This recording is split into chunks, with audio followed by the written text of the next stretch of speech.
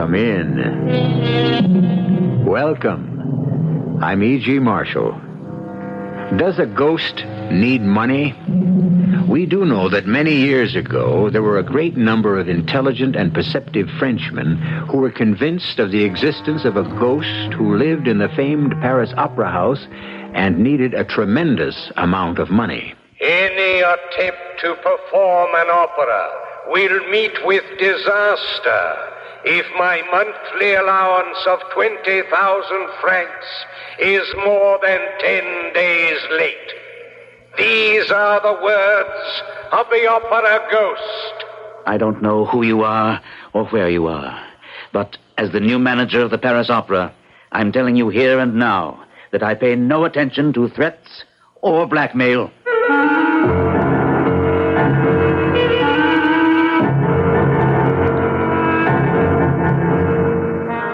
Our mystery drama, The Phantom of the Opera, was adapted especially for the Mystery Theater by Murray Burnett from the famous classic, and stars Court Benson and Gordon Gould. It is sponsored in part by Uncle Ben's Long Grain and Wild Rice, and Buick Motor Division. I'll be back shortly with Act One.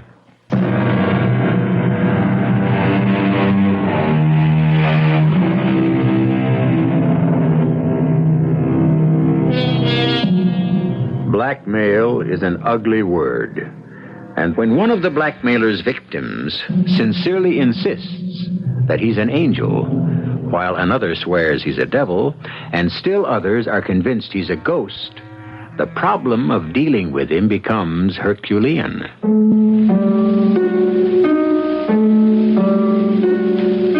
My name is Robert Grone. I'm a 38-year-old bachelor. Music is my life and my love. And it was all I needed until now. Now I'm driven to tell this story, which happened exactly as I will describe it to you. It started on the day when I took over the management of the great Paris Opera House from the elderly and famous René Castelot. And last, Robert, but certainly not least, is this contract. A contract in a memorandum book? Why, René? Because that's the way the ghost wants it. I never knew that the revered opera manager René Castelot had such a delightful sense of humor. Contract with a ghost? Surely you're not serious. The opera ghost professes to be primarily concerned that the management give to every performance the splendor that belongs on what he calls the premier lyric stage of France. And, of course, this ghost will be the sole judge of the artistic splendor of a performance? Of course. However, there are two other conditions on which he places equal importance. Any attempt to perform an opera will meet with disaster if my allowance of 20,000 francs a month is more than 10 days late. Well, let me see. That monthly figure would amount to 240,000 francs a year. And this joker has further conditions? Oh, yes. If you'll allow me. Box 5 on the Grand Tier shall be placed at my disposal for every performance. Oh, surely you don't mean to tell me that you took these ridiculous demands seriously? I observed them scrupulously. You never defied him or threatened to have him arrested? How does one arrest a ghost? Well, when he comes to take his seat in Box 5. He never occupied Box 5. And you still kept it vacant? Certainly. Huh. You won't find me wasting a box that way. I intend to sell it. Well, that's your privilege as the new manager. But if you'll take my advice, you'll never sell Box 5. I didn't know whether to laugh at Castelot's foolishness or to cry because such a brilliant impresario had obviously fallen victim to some hoax. However, more immediate problems were demanding my attention. My soprano sent word that she was too ill to appear that evening in the role of Marguerite in Faust. I replaced her with a young girl named Christine Donat, who, to mine and everyone else's amazement, gave a performance which brought down the house. Marguerite!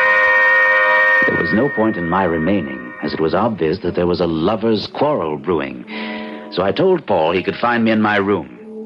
What you hear now is what Paul told me happened after I left them in the sitting room. Why do you say mistake, Christine? I don't know. When I wrote the letter, I was thinking of my childhood and my father and the games we played as children. I think I wrote to you as the little girl I was then and not the woman I am now. When I came to you in your dressing room the other night, was that the first time you noticed me? No. I'd seen you in your box. I knew you were in the audience. Oh, good. Then why, when you saw me in the dressing room and I reminded you about the scarf, why did you pretend not to know me and laugh at me? Oh, all right. I know it was because there was someone in your dressing room, Christine. What are you talking about? The man to whom you said, I sing only for you tonight. I give you my soul and I am exhausted. You were listening at the door. That's the most... I listened, Christine, because I love you. Yes, I heard everything. All right, Paul. Tell me what else you heard. I heard him reply that your soul is beautiful, child, and I thank you. The angels wept tonight. Oh, Paul, you should not have heard that. You shouldn't.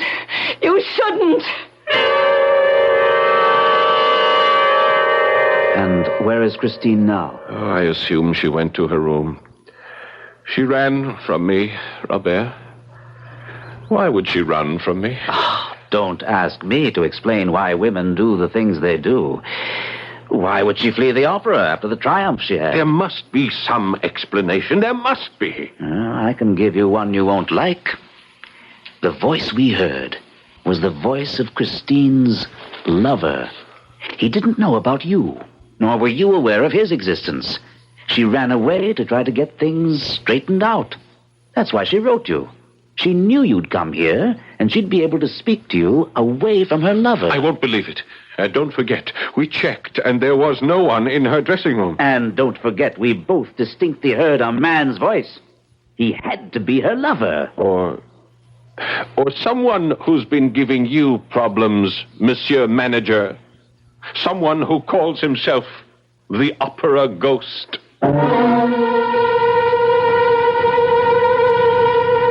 At this point, I think I can say that I've become an authority on ghosts and their habits. Now, I've heard of ghosts who clank, ghosts who moan, ghosts who scream, wail, and even gnash their teeth.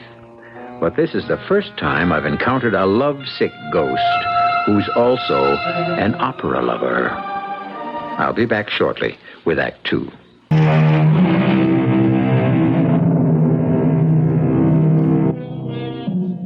From time immemorial, out-of-the-way places have been favorite meeting spots for young lovers.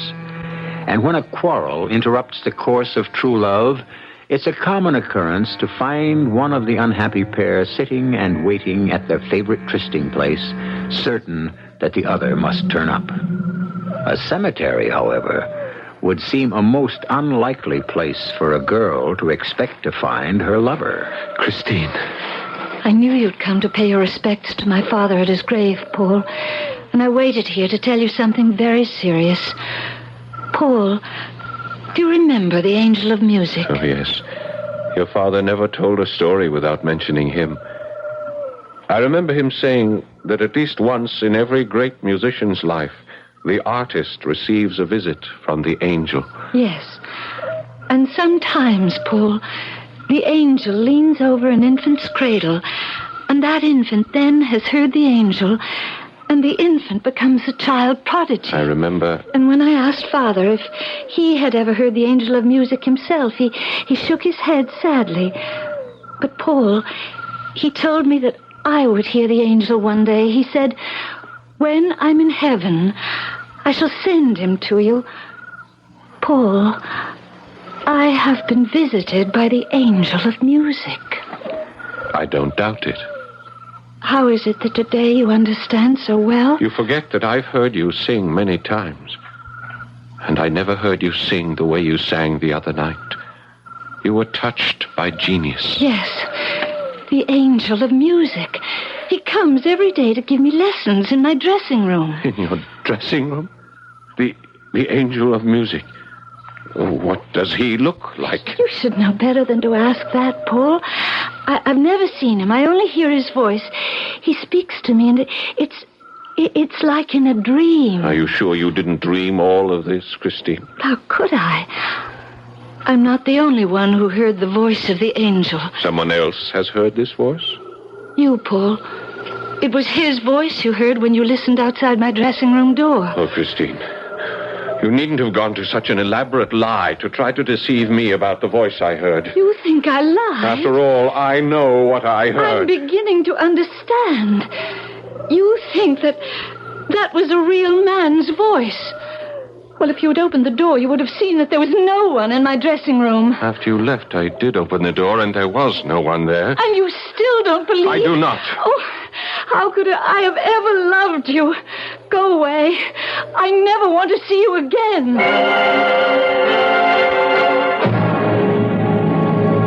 The return trip to Paris wasn't pleasant. Paul Duren wanted so desperately to believe that his darling Christine was the victim of some cruel hoax, while I was convinced that Christine was an artful minx who was trying to keep two men on the string. This belief was strengthened by a telephone call I received the following day at my office. Grand speaking. Carlotta Sorelli. Oh, good day, madame. What can I do today for my beautiful prima donna? First, my dear Monsieur Grand, you must learn that I am not a woman easily intimidated. I'm sure you're not. But why do you call me? I intend to sing the role of Marguerite in Faust Thursday night. Well, of course you do. Why would you call and tell me what has already been announced? Because of a note I received this morning.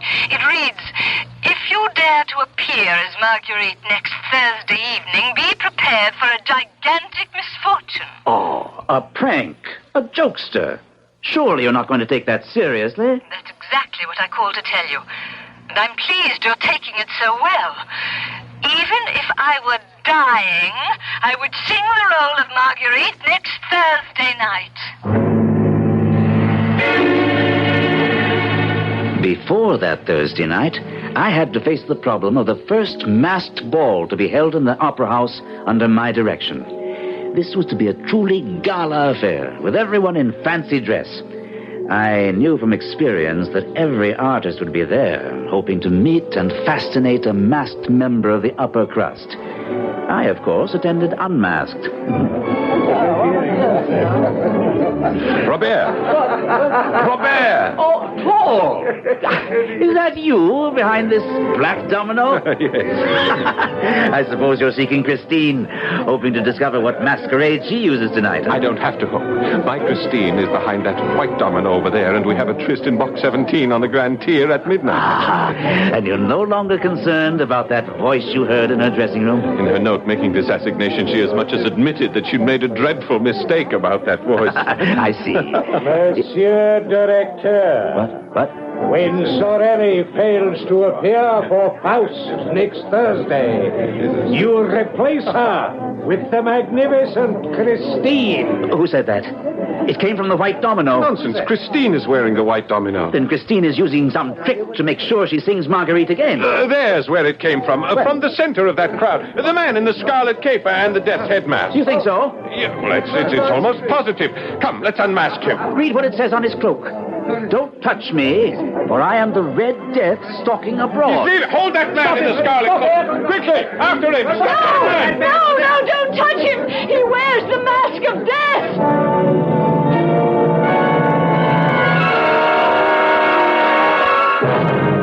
Who was that man? Why did you tell everyone not to touch him? Please, Paul. Please keep your voice down. You shouldn't have come here. All right, but you were the one who asked me to meet you here in this box on the Grand Tier, remember? I know, but that was before you started to chase the Red Death mask. And why did you stop us? What is that masquerader to you? Maybe nothing, maybe everything. Oh, Paul, you were right. The voice I hear is not an angel, but a human voice. Belonging to... I don't know. I still haven't seen him. But what made you change your mind about the angel of music? Because he forbade me to see you. How did he know about me? I told him. The first time I saw you in your box, I rushed back to my dressing room. The voice immediately noticed that I was elated, and when he asked me why, I saw no reason not to tell him about you. Yes, and? The voice spoke to me with great sadness and said that if I were to give my heart on earth, there was nothing for the angel of music to do but go back to heaven and leave me without any more lessons. And that was a thought I couldn't bear. I knew what the lessons had done for me in a few weeks' time. How did the voice do this? What is the secret? Believe me when I tell you I wondered myself. I even thought perhaps there might be witchcraft involved. Oh, ridiculous. You could never be caught up with the forces of evil. Well, then what is the voice? A man. Someone who... Yes? I confess, I am jealous. That's why I stopped. There is no angel of music, but there is a man. A man who must love you and want you as I want you. And I mean to find out who he is. No, you mustn't. That's why I had to see you tonight, to warn you. Promise me that you... I'll promise nothing. I am not afraid of this voice, even if you are. Paul, you must listen and try to hear how I discovered the voice was human. Listen, and if I have any power to transmit emotion, you will hear him as I heard him, and you will know why I'm frightened. You have lied to me, my child, because you love Paul Durand. Why should my love for Paul distress you so? I have already told you. If you love him, then you do not believe in me. Believe in me, my child. Whoso believes in me shall live and sing. Whoso believeth in me shall also reach the heights. But I shall bring down those who oppose me, all of them. And don't think Eric cannot do that. Eric? That's your name, then. You're not... Your angel of music? Most certainly, my child. I have proven that to you. I am your angel, Christine. But I warn you that I have an evil side, and I have power. How is it that Sorelli fell ill the other night? How does it happen that all the directors of the opera have taken orders from me? Who are you? And why did you choose me as a pupil? Because of your purity, child, and your beauty, your gracious beauty. Where are you? Here. This is a childish game you're playing. Let me see you. Never. The day you see my face will be doomsday for you, me, and everyone connected with the opera. And let me repeat my warning. If you want Paul Durand to live, you'll be very careful about seeing him. Who are you to give me orders? I rule here. The opera house is my kingdom. Kingdom. And all of you are my subjects. Paul, dearest, did I succeed at all in recreating the power of that voice and the terror he inspired in me? Whoever or whatever he is, he must be completely mad. Perhaps, but nevertheless he does have power. What does it matter? You've told me that you love me, and now all you have to do is leave the opera, marry me, and we'll go away together. I cannot. I dare not.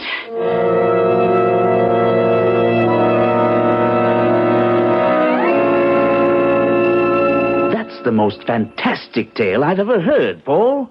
And you believe it? Every word. It's obvious that someone doesn't want Sorelli to sing Marguerite tonight. This whole rigmarole of not seeing the voice, this nonsense, I don't believe. Then what do you intend to do about that note? It was Sorelli's decision to ignore this second threat, and my decision to ignore the opera ghost. I ask you to join me tonight in Box 5 on the Grand Tier, where we will both enjoy a marvelous performance of Faust.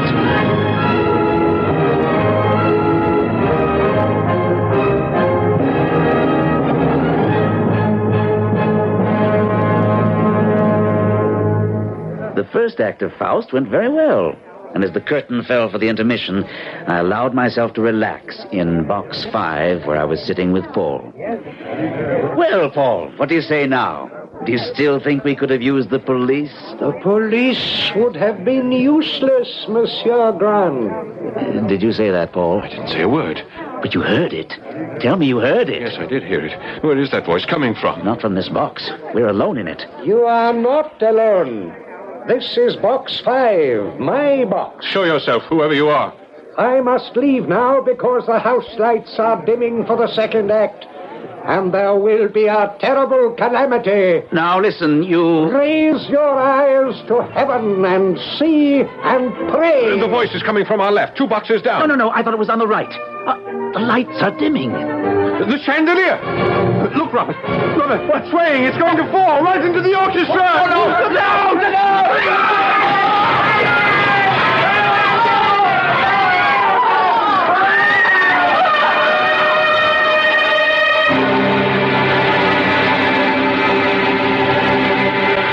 A natural accompaniment of any catastrophe is an attempt to discover the cause. And so it was with the collapse of the chandelier in the Paris Opera House. The newspapers speculated wildly as to the possible cause of the fall. But strangely, there was not one word printed about the opera Ghost. I'll be back with Act 3 shortly.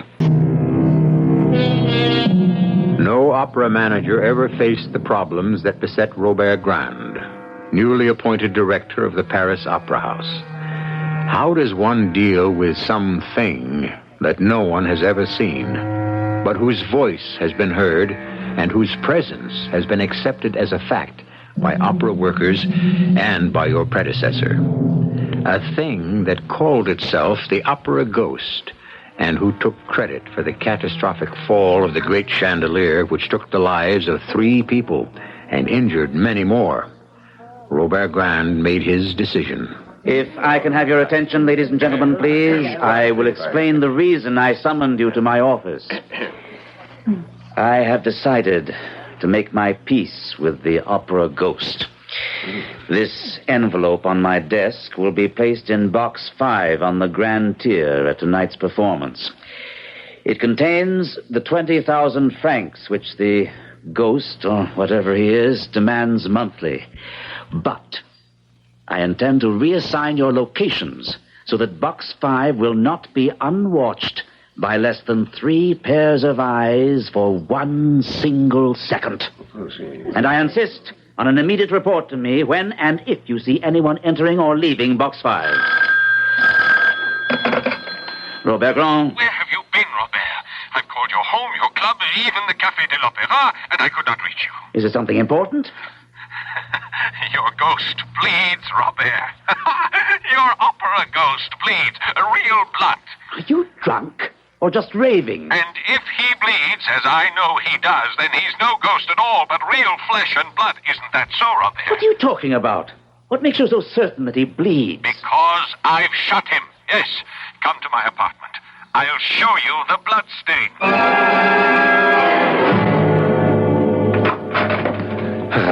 Robert, you're here. And now I will free you from your ghost forever. I've already called the police. Here, come, let me show you the balcony. I don't want to see anything until you calm down and explain what happened. His eyes. You have to see those eyes to understand, Robert. You have to see them. Are you trying to tell me the ghost was here? Exactly. And I know how to get him here. I played on his weakness, Robert. His human weakness. His love for Christine. I told you that, but you wouldn't listen. I can't make head or tail out of what you're trying to tell me. Now, I'm willing to listen, but only if you calm down. All right. All right, Robert. Everything I suspected is true. Now, I'll try to give you an exact picture of what happened. It started when I saw Christine yesterday. Where? At her mother's. She didn't go to the opera. I went to tell her mother that I wanted to marry her and take her away. What did Christine think about this? Yes, she was frightened, terrified by this man posing as a ghost. Well, I left after telling her I would expose him. I came home here, and it was very late, and prepared to go to bed. Come, let me show you. Let me show you my bedroom.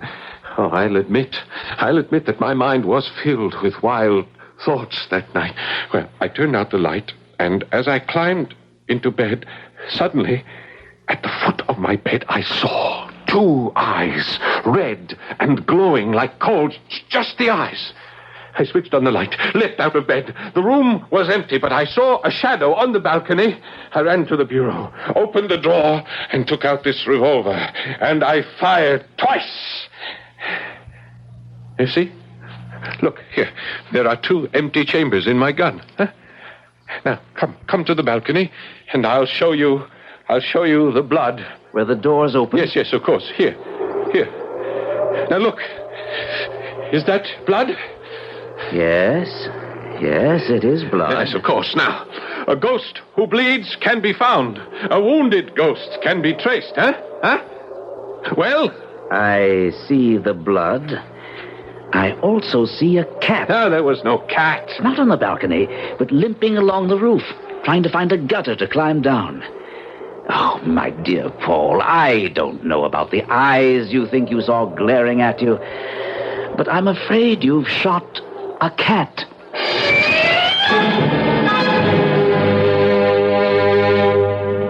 The next 48 hours will live forever in my memory. I expected that the envelope containing the 20,000 francs which I had left in the well-guarded Box 5 would somehow disappear. It did. But as I also feared, all 3 persons assigned to watch the box swore no one had entered or left the box. Far more disturbing was an unannounced visit from a dangerously quiet Paul Duren on the following day. Robert, I need your help. Of course, Paul, I'll do anything in my power. But don't you think that you'd better see a physician? Christine Donat will be appearing tonight in Faust. Yes, but not in the leading role. I've decided... That's not important. I think you should know, Robert, that she's agreed to go away with me. My carriage and coachman will be at the stage door promptly at 11.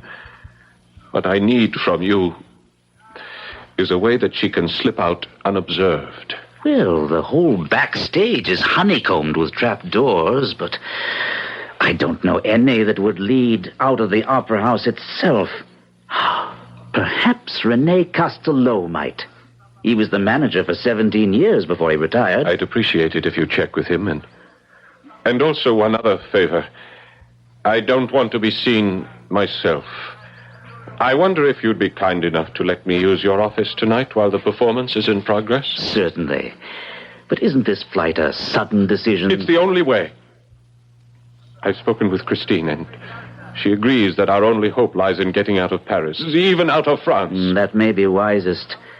But why leave from here? Christine absolutely refuses to give up tonight's performance. Not only does she feel obligated to you, but she also believes that Eric would somehow find out that she wasn't going to appear. Yes, she may have a point. The opera ghost, or Eric, as you call him, seems to know more about what goes on than I do. We'll meet back here in my office at 8 sharp.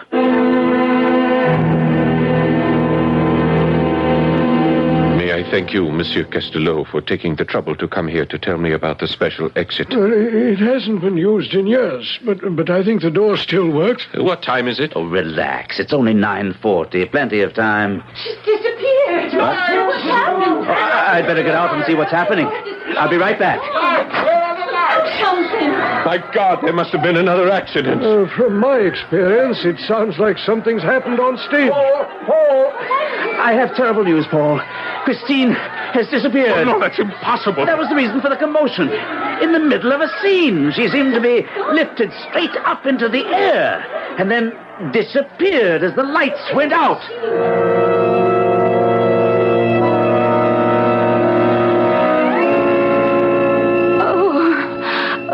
Christine, my love, please tell me you're not hurt. Who are you? And why are you mad? I'm sorry that I was so clumsy and made you strike your head when I... Eric, what have you done? Only what you made me do, Christine. I told you that if you'd continue to see Paul Durand, things would end badly. Where am I? In my house. It's my dearest wish that you'll grow to like it. You intend to keep me here? I cannot allow you to run off with Paul Durand as you planned. But they will look for me. And they will not find you. Have they ever found me? Why do you cry? You know it pains me to see you cry. I would never keep you here against your will, but I warn you, if you leave, you'll sign Paul Durand's death warrant. You're afraid even to let me look at your face. Careful, Christine. But I will tear that mask off. You're in no danger, Christine. I will not hurt you, so long as you do not touch the mask. And you expect me to believe that? You have no better friend in the world than myself.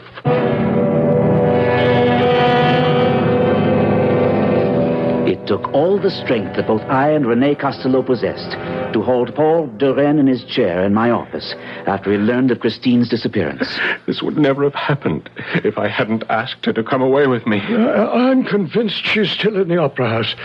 I've seen the thing, whatever it is that calls itself the Opera Ghost. Where?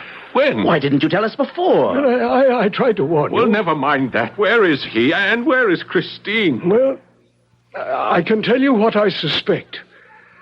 About a year ago, I worked late, and I decided to go backstage. There was only a work light, and as I stumbled around in the dark, I suddenly felt myself falling. And I landed in some sort of tunnel under the stage. Someone caught my arm and broke my fall, and a voice said, "Careful."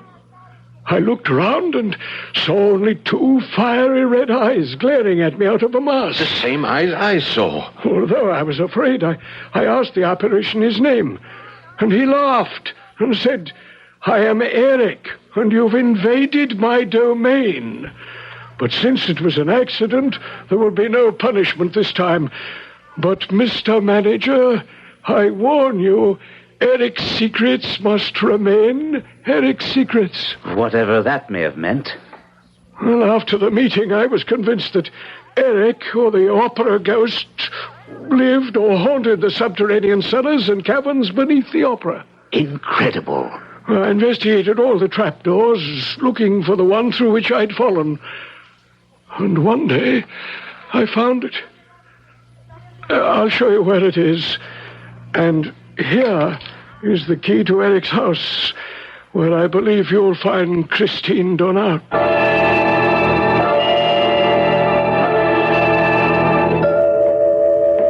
Wait. I see something. It's a door. Robert, we found it. We found his house. What's the matter? I just remembered what Rene said about the key and opening the door. Well, you can do as you like, but I am going in. What's the matter? I don't know. It's tricky. Maybe it's the wrong key. No, it fits, but the tumblers seem to be stuck.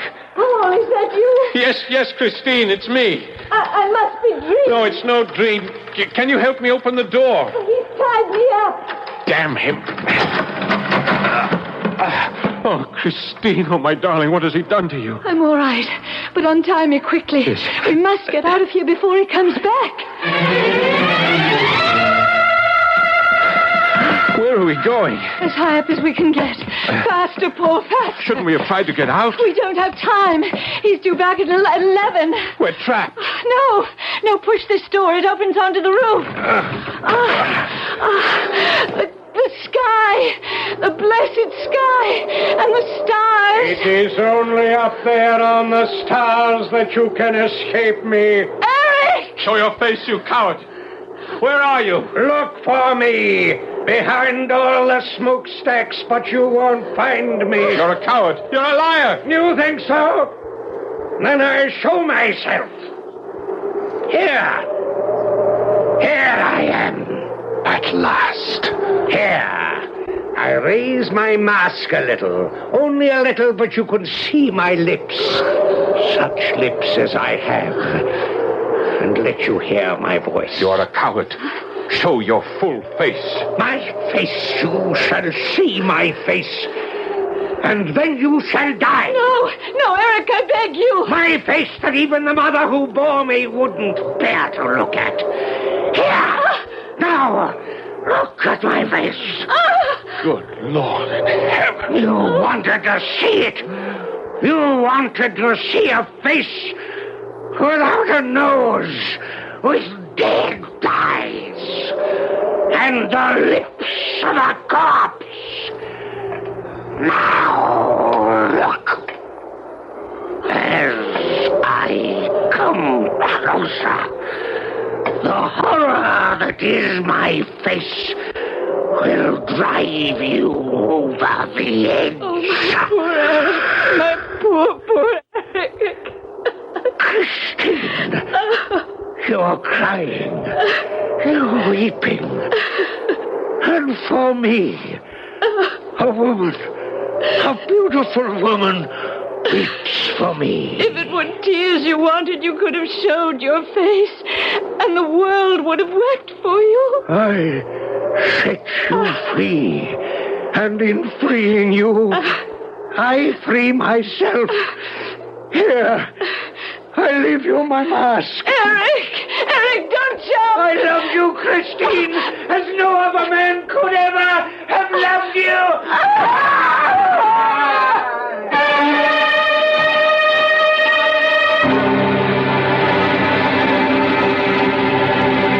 Even today, there are those people who say that the Phantom of the Opera was a ghost, that the story of Eric was manufactured to appease a frightened public.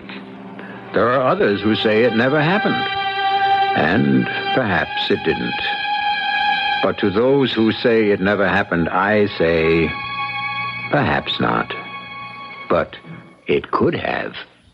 I'll be back shortly.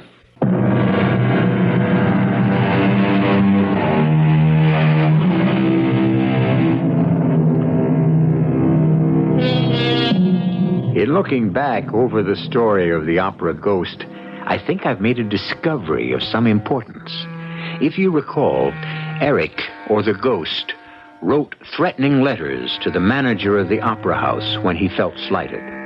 He also wrote contracts in red ink in a memorandum book. Now, if he really were a ghost, and he did write these documents, could we say that he was the first ghost writer? Our cast included Gordon Gould, Court Benson, Carol Teitel, and Paul Hecht. The entire production was under the direction of Hyman Brown. And now, a preview of our next tale. There is a way you can protect your husband from all harm. Carol, what are you saying? There is, well, I hate the word, a spell. It is costly, but it works. With it, he cannot be harmed. Are you serious? Very. Then for heaven's sake, do it. Give it to me, or whatever. It will take 2 days, but it will work. Do it. Well, I will need a bit of his hair and a bit of his skin. His skin? Oh, just a tiny shaving. Not even enough to draw blood. And a snip of hair. But how can I get them without his knowing? That does not matter. Explain it to him. He will agree. Oh, he'll think I'm crazy. Find a way to get them. And get them fast if you value your husband's life. Radio Mystery Theater was sponsored in part by Buick Motor Division and Uncle Ben's Long Grain and Wild Rice. This is E.G. Marshall inviting you to return to our Mystery Theater for another adventure in the macabre. Until next time, pleasant dreams.